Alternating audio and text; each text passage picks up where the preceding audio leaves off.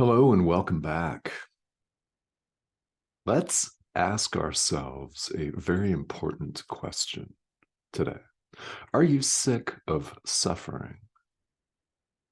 Are you done suffering yet? Have you had enough? Are you through with the same old thing repeating itself over and over and over again? The same disappointment, the same frustrations on the deepest level. Are you sick of it yet? And are you willing to do what's necessary to set it all aside so that you may experience the peace of God? That's the question today.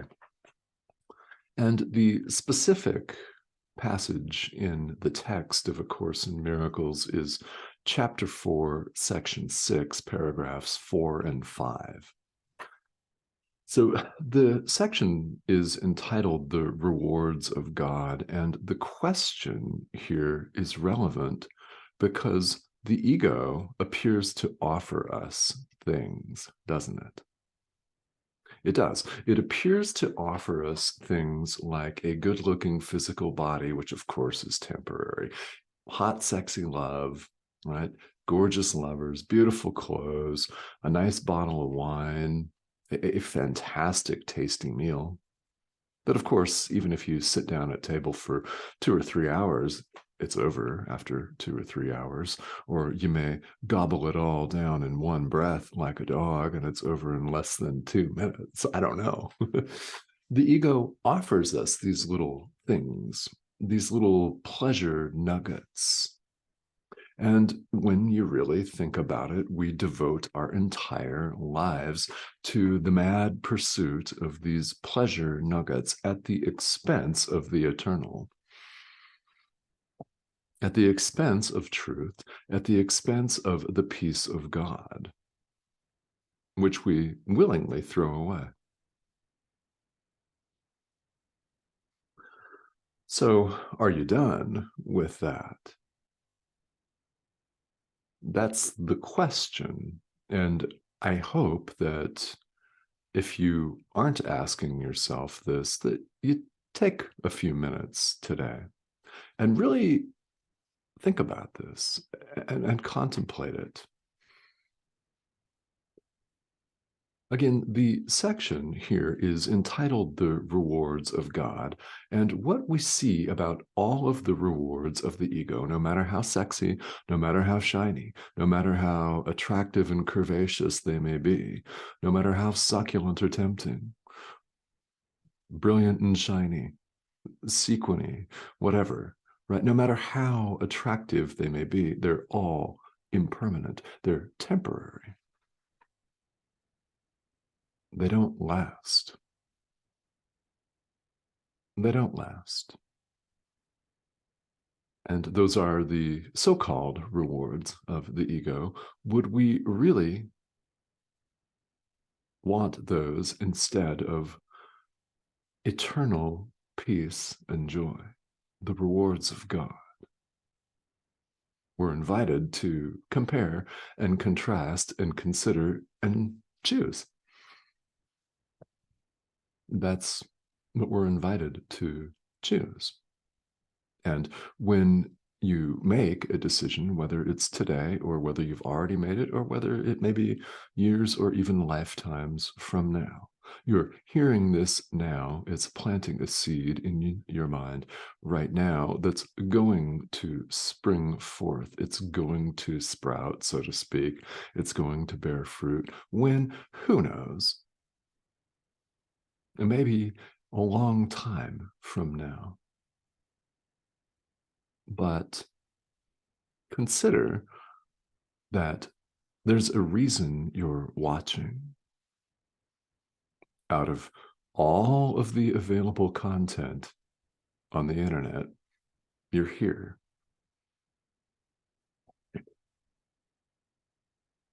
Why is that? Could it be that you want the peace of God and only that? It's very powerful. It's very powerful to answer the question, yes, I'm done with the same old, same old. Yes, I'm done with suffering. I want the peace of God. That's why that is a workbook idea, by the way. I want the peace of God. So what we see is that the ego and spirit don't know each other. They don't communicate with each other. They don't shake hands like adversaries in a courtroom and go out and get drunk together. They don't play a round of golf and then enter the courtroom and attack one another. It's not like that. They don't know each other at all. And this apparent separation is maintained by us when we side with the ego, when we identify with the ego. And what happens when we do that is we dissociate everything. We cast it away.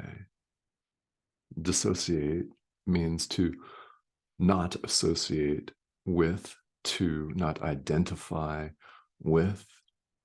We throw it all away. And we maintain our very little belief in our own individuality, in our own separation. So we dissociate who we really are. We dissociate all of our natural impulses, which, by the way, are miracle impulses. They're quite natural, quite natural. And we just say, oh no, we cast them aside.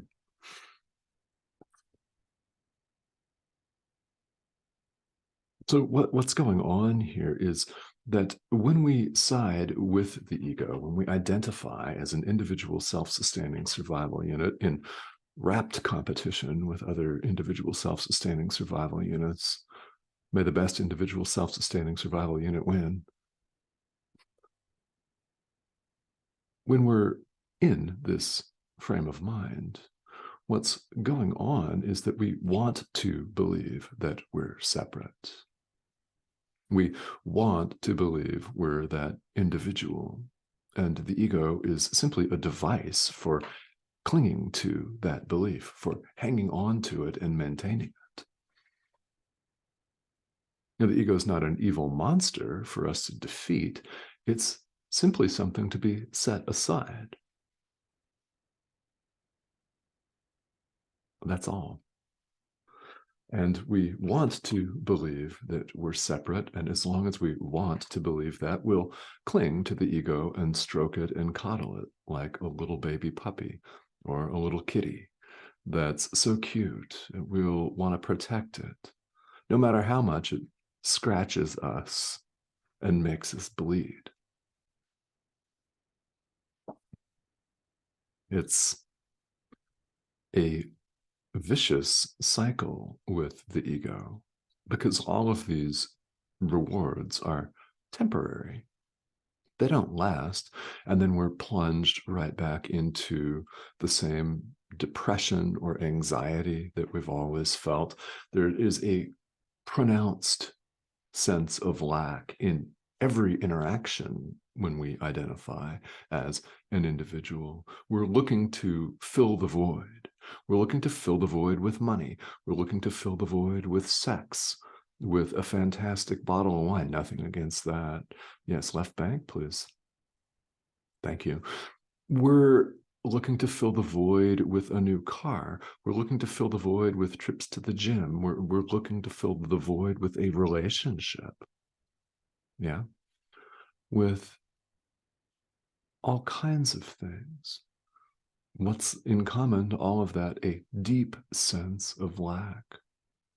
So while we see ourselves as separate individuals, there is a profound void that cannot be filled with stuff. No matter how much money you may have, nothing against that. Again, nothing against a fantastic Bordeaux. Nothing against that at all.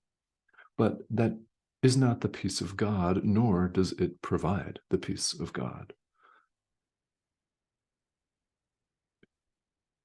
peace of God is not to be found in anything that appears here in the world.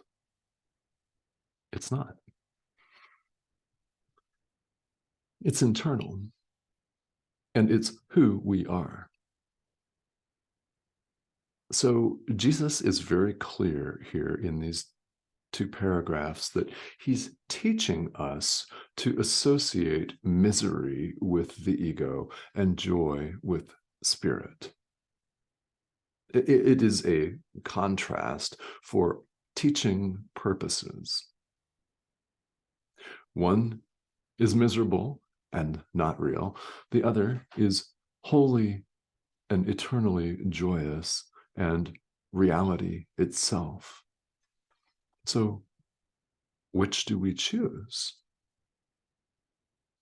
And Jesus is very, very patient. The Holy Spirit is very, very patient. This decision is not forced upon us.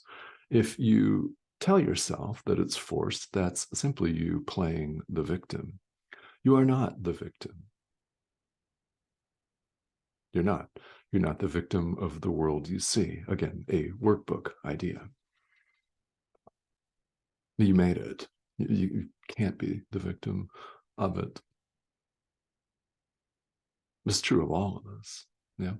So Jesus is very, very patient here, very loving. That is the loving thing to do, is to point, to show us, to teach us to associate our habitual tendencies with suffering, which they perpetuate, and learn another way, learn a different thought system represented by this course.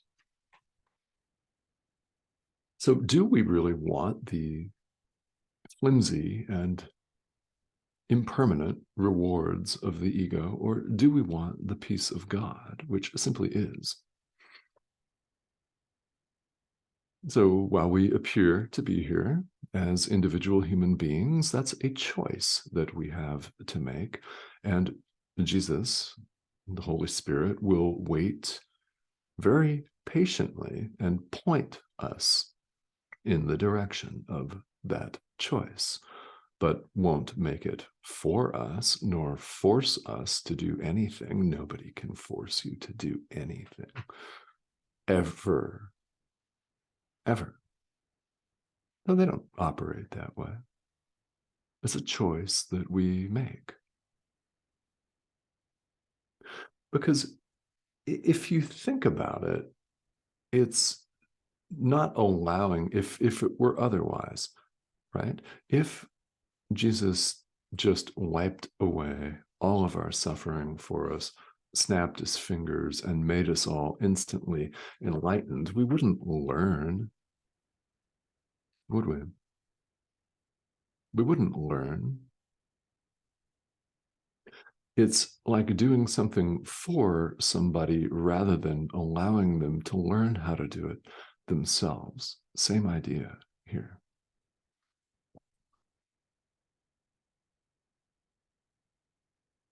And it strengthens our conviction. It strengthens our will to do our own forgiveness work.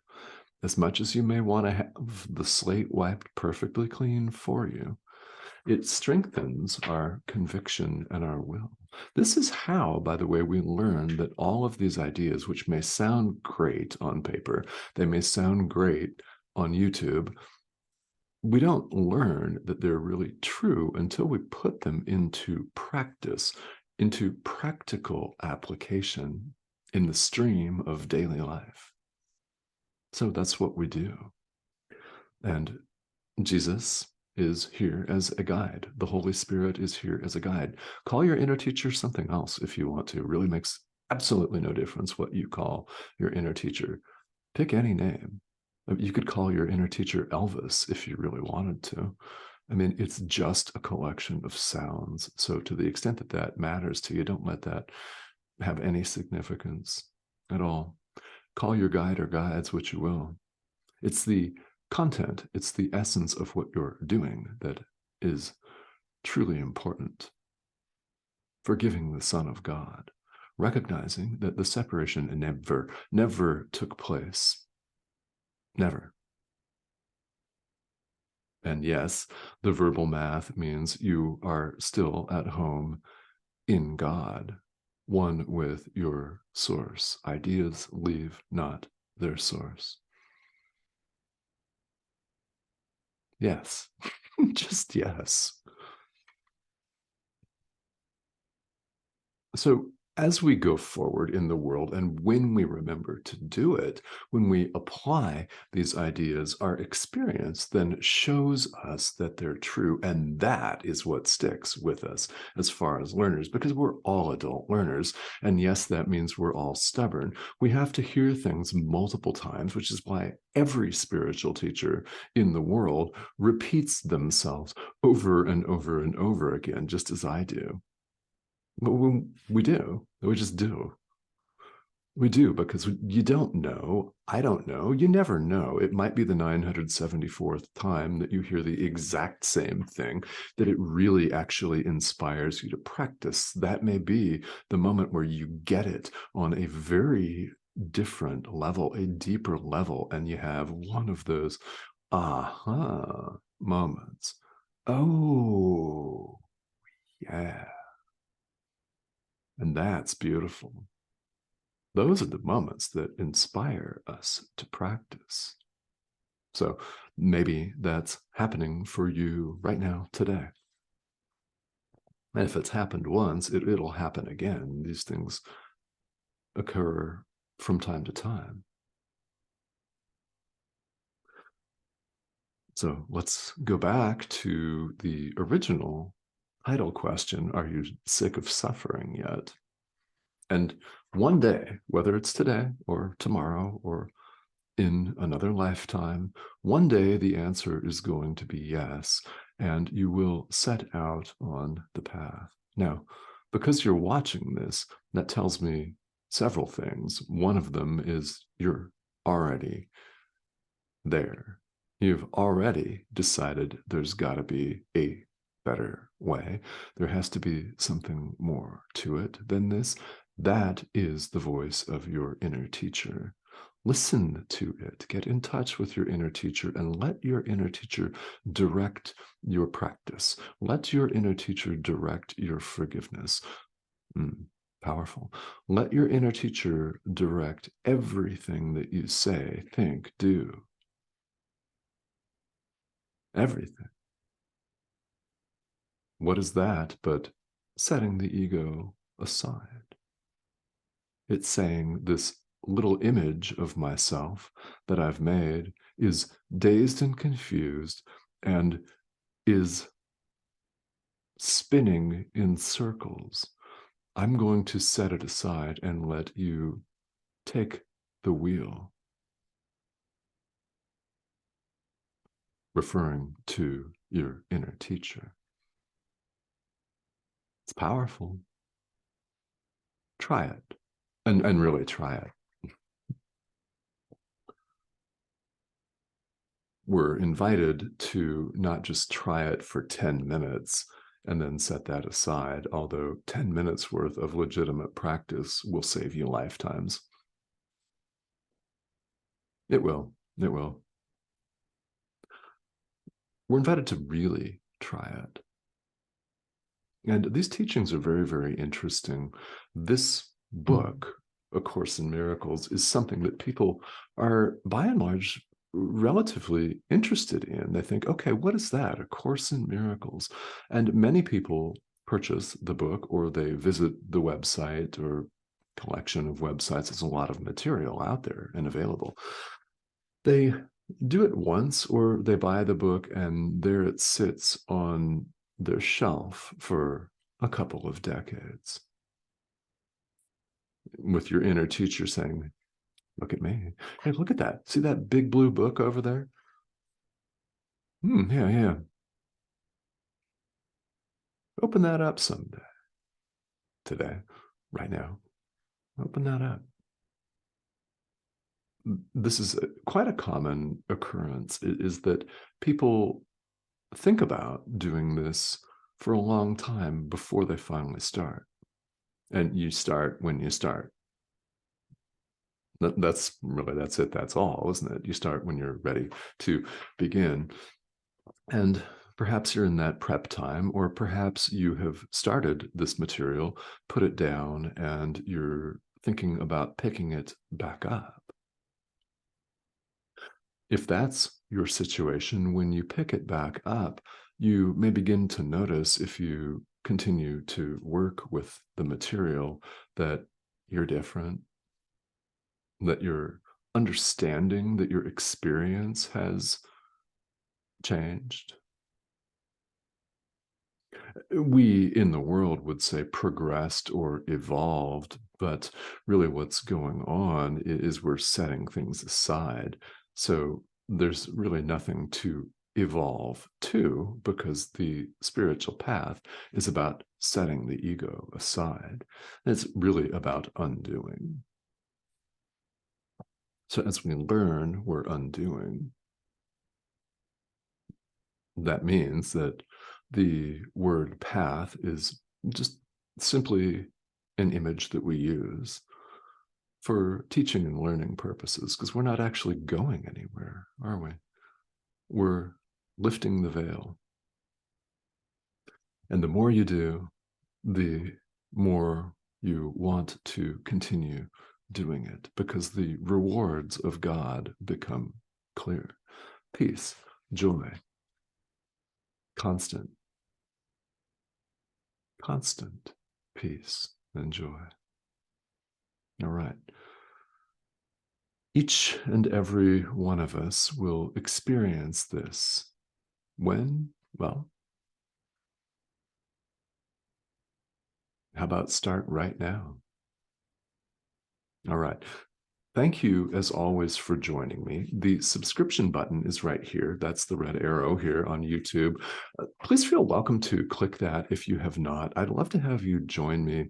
And we're developing quite a large international community here. And it's so much fun to hear from all of you. Your comments and questions are more than welcome. Also in my bio is the link to my Patreon page, where on Saturdays, I have a weekly live stream. This is something that I've begun in the last few weeks, and that is live Q&A and a more in-depth conversation up to an hour. These videos are 15 to 20 minutes generally, and they appear several times a week here on YouTube, so we can continue to check in with each other and continue to practice, because that's where it's at. All right. Thanks for joining me. I will talk to you soon.